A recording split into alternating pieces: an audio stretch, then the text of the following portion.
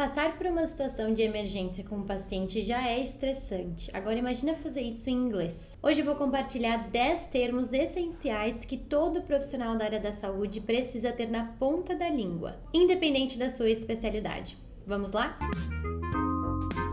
Os dois primeiros termos referem-se a sintomas, então são dois sintomas que nós vemos muito na emergência. Primeiro, shortness of breath. Falta de ar ou dispneia. Você pode perguntar: Are you experiencing any shortness of breath? Você está sentindo falta de ar? Nós, profissionais da área da saúde, temos o costume de perguntar a escala de dor, aquela de 0 a 10, certo? A gente também pode usar isso para perguntar sobre outros sintomas, como nesse caso a falta de ar. Se você quiser saber quão grave é a falta de ar, você pode perguntar: How severe is your shortness of breath on a scale from 0 to 10? Então, quão severa é a sua falta de ar? Any shortness of breath? No.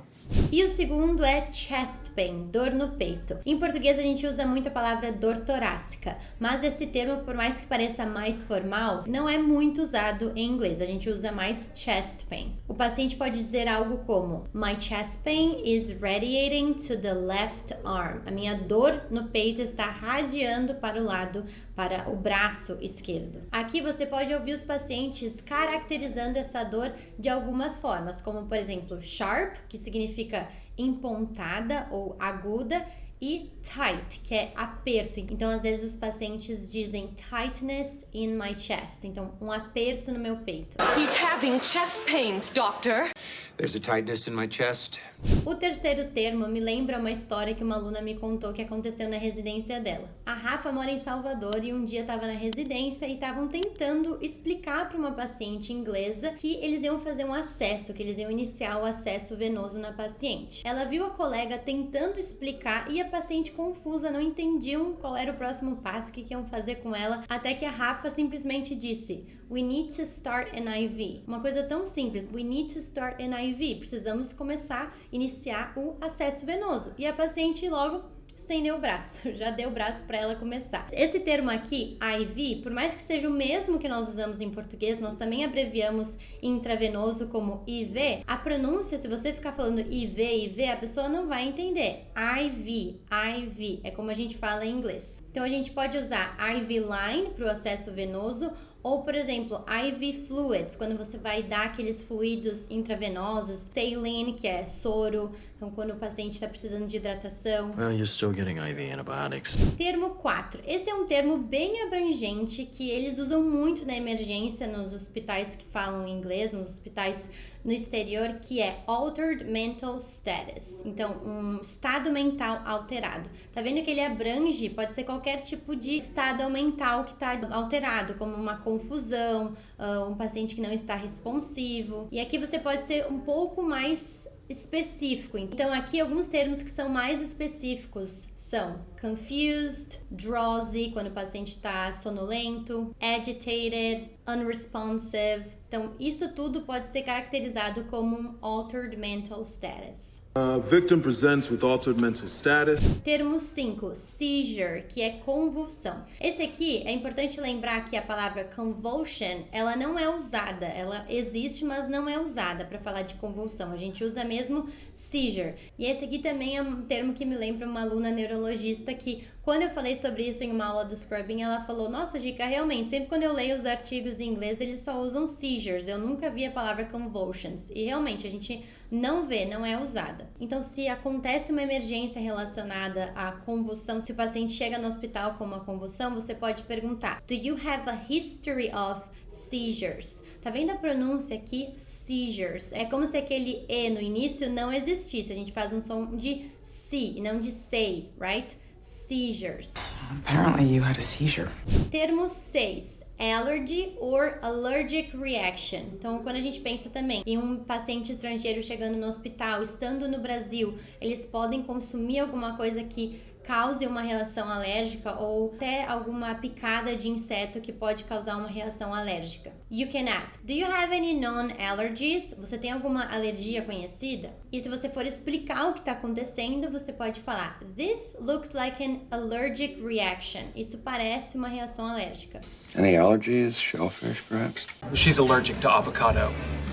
Termo 7, bleeding or hemorrhage. Para a comunicação mais rápida, a gente fala bleeding, que é sangramento, e também é mais conhecida, vai ser mais comum para os pacientes. Aqui é comum a gente caracterizar o nível de sangramento, por exemplo, mild, moderate, or severe. If the patient has a severe bleeding, called a hemorrhage, right? Aí já é uma hemorragia mesmo. E olha aqui a pronúncia, hemorrhage. Você vai fazer aquele som de R no início.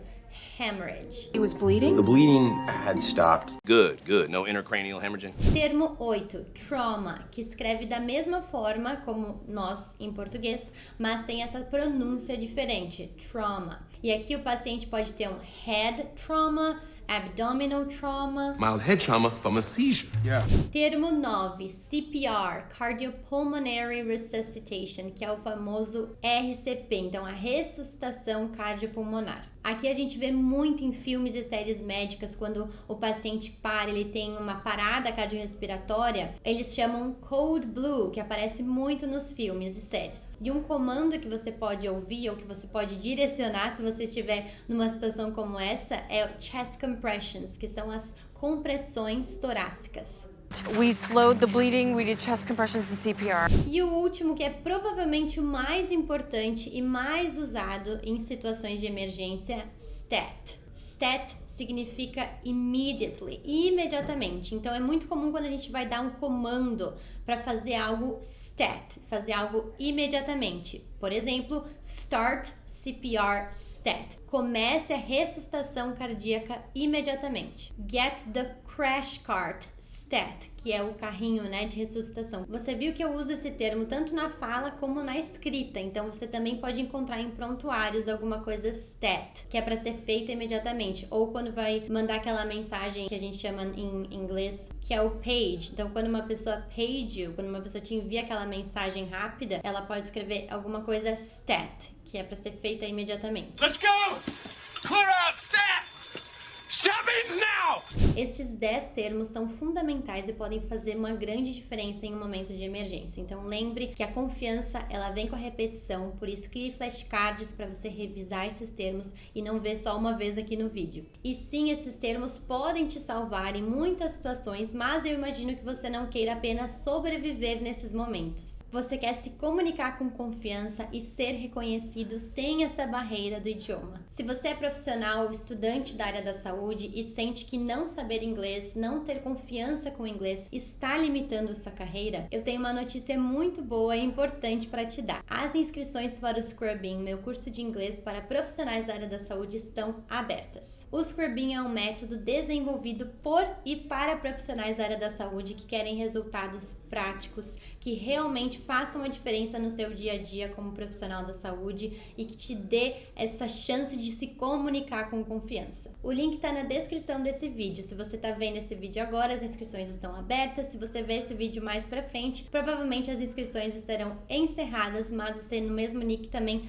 pode se inscrever na lista de espera para uma próxima turma. Me conta nos comentários qual situação na área da saúde você tem mais medo de enfrentar em relação com o inglês. Me conta que eu vou criar vídeos específicos para te ajudar nisso. Se você achou esse conteúdo útil, deixa um like, se inscreva no meu canal para receber mais vídeos como esse, and I'll see you next class. Have a great day. Bye bye.